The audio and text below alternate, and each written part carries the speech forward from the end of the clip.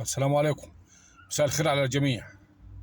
السؤال برضو انا بوجهه للناس اللي بتنتقدني ان خليهم في البلد وهم على راسنا من فوق وعمالين يعني اللي هم المؤيدين لوجود اللاجئين في مصر.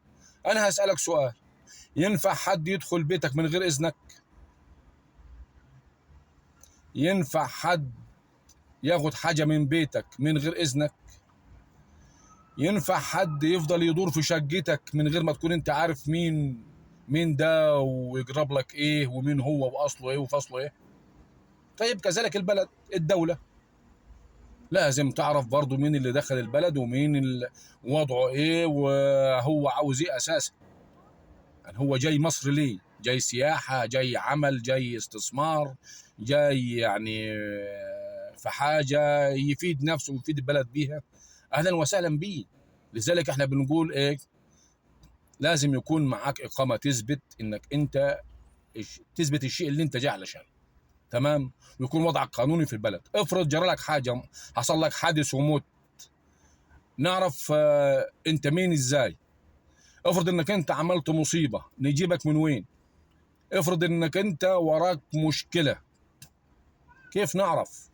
وكيف نجيبك الا بموجب انك انت موجود على الارض المصريه باقامه زي الدول العربيه ودول العالم ما هي ماشيه. هو احنا بنطالب بحاجه جديده؟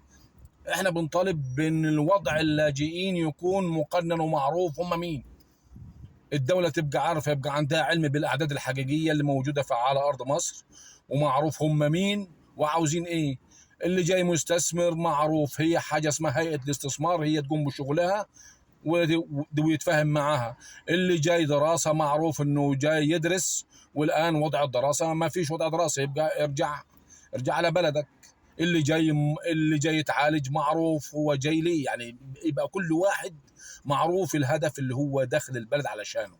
اما كده سداح مداح ومفتوحه كده للجميع، مش عارفين الاعداد، مش عارفين ايه اللي بيحصل في البلد والمشاكل اللي بتيجي من وراهم.